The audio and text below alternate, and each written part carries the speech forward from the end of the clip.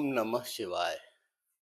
भगवान महाकाल का एक भक्त अपने घर से निकलने की सोचता है और महसूस करता है कि वह अकिंचन है, उसके पास कुछ नहीं है, केवल महाकाल के नाम के। तो ऐसी स्थिति में वो कहता है कि महाकाल तुम मत आना, हम ही आएंगे।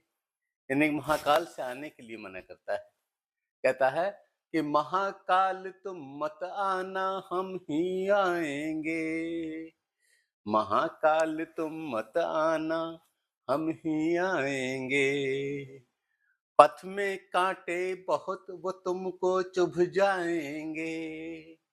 पथ में कांटे बहुत, वो तुमको चुभ जाएंगे। धूल धूसरित घर है मेरा, हम शर्माएंगे। धूल धूसरित घर है मेरा, हम शर्माएंगे। घर पर आसन नहीं, कहाँ हम बैठाएंगे। घर पर आसन नहीं, कहाँ हम बैठाएंगे। जो भी कमी रहेगी फिर हम पछताएंगे।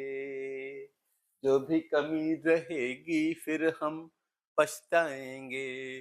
महाकाल तुम मत आना, हम ही आएंगे।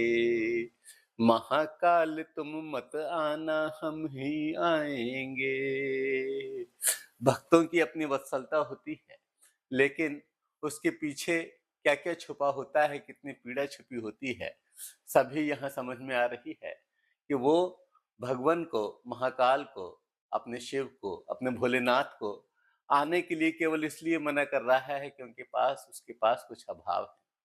लेकिन कहा जाता है कि अगर नाम साथ में है तब फिर कोई भी अभाव बहुत छोटा है। और वो विभिन्न ऋतुओं में ईश्वर से न आने की कामना करते हुए कहता है कि जाड़े में कभी न आना, जाड़े में कभी न आना नाथ, हम घबराएंगे। जाड़े में कभी न आना नाथ, हम घबराएंगे। बहुत गहन अंधकार न रोशन कर पाएंगे। बहुत अधिक अंधकार न रोशन कर पाएंगे। अति तीव्र है शीत बयार, न रक्षा कर पाएंगे। अति तीव्र है शीत बयार, न रक्षा कर पाएंगे। छप्पर में पड़ी दरार, वो कह रहा है भगवान मेरे छप्पर में भी दरार पड़ गई है और किसी तरह से मैं यहाँ पर आपके नाम के सहारे टिका हूँ। कहता है कि छप्पर में पड़ी दरार, न उसको भर पाएंगे। छप्पर में पड़ी दरार, न उसको भर पाएंगे। महाकाल तुम मत आना, महाकाल तुम मत आना, हम ही आएंगे।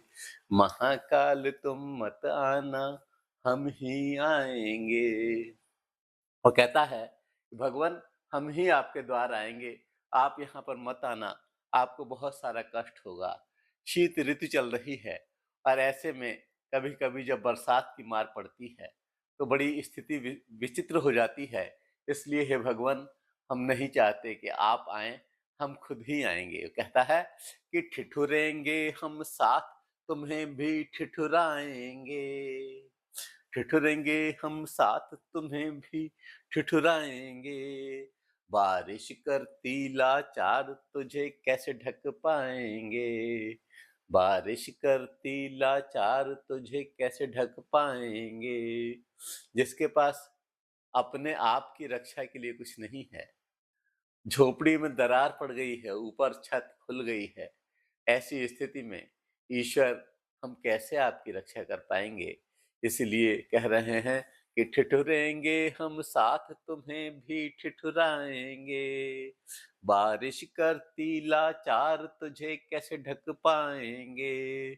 गर तुम पर पानी पड़ा, जीते जी मर जाएंगे।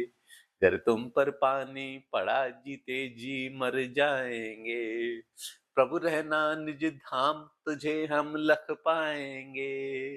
प्रभु रहना निज धाम, तुझे हम लख पाएंगे। महाकाल तुम मत आना, हम ही आएंगे।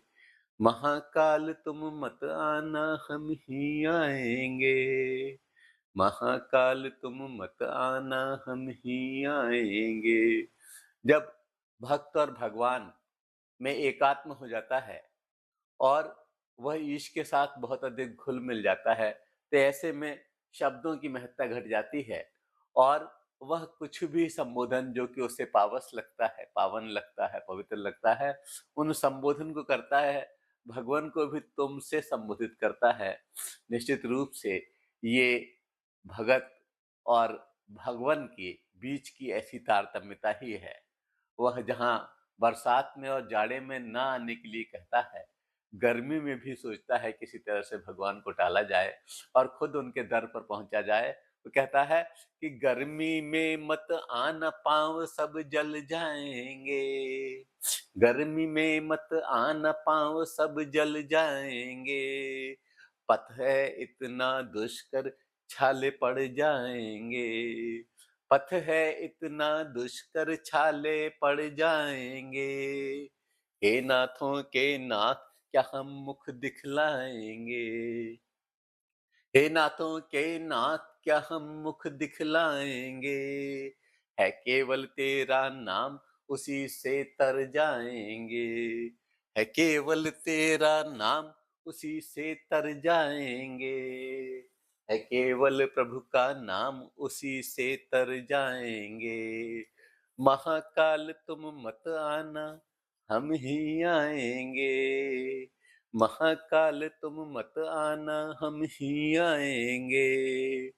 महाकाल तुम मत आना, हम ही आएंगे। हम ही आएंगे। हम ही आएंगे।